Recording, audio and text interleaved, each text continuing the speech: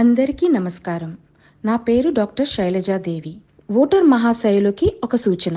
ఇటీవల జరుగుతున్న మన సార్వత్రిక ఎన్నికల్లో కొన్ని చోట్ల ఓటర్లు పోలింగ్ బూత్లో ఈవీఎం బటన్ నొక్కినప్పుడు శబ్దం రావడం లేదని, అక్కడ ఉన్న కొంతమంది అధికారుల పనితీరుపై అభ్యంతరాలు వ్యక్తం చేస్తున్నారు.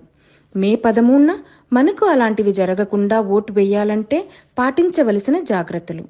మనం పోలింగ్ బూత్కి వెళ్ళినప్పుడు అక్కడ 3 అధికారులు ఉంటారు. మొదటి అధికారి మన వివరాలను పరిశీలించి మనకి ఒక స్లిప్ ఇస్తారు. రెండో వారు మన చేత సంతకం పెట్టించుకుంటారు. మూడో అధికారి మన చేతి వేలికి ఇంక్ మార్క్ వేస్తారు.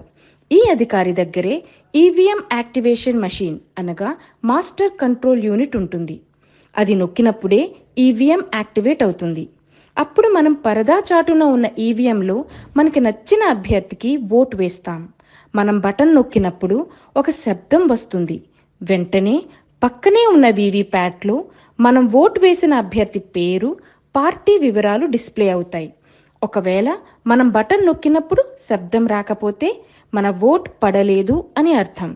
ఆ మూడో అధికారి EVM monitor control unit activate చేయలేదు అని అర్థం. మనం వెంటనే ప్రశ్నించాలి. ఇది కూడా రిగ్గింగ్లో ఒక భాగమే. వృద్ధులు, కొత్త ఓటర్లు ఇది గమనించకుండా పోలింగ్ బూత్ నుండి వెళ్ళిపోతారు. తర్వాత బూత్లో ఉన్నవారు మన ఓట్ని మిస్యూజ్ చేస్తారు. వాళ్ళకి నచ్చిన వాళ్ళకి వేసుకుంటారు. గమనించగలరు. ఓటు వేయడం మన హక్కు, అది బాధ్యత. అది జాగ్రత్తగా నిర్వర్తిద్దాం. ప్రజాస్వామ్యాన్ని కాపాడుదాం. జై హింద్.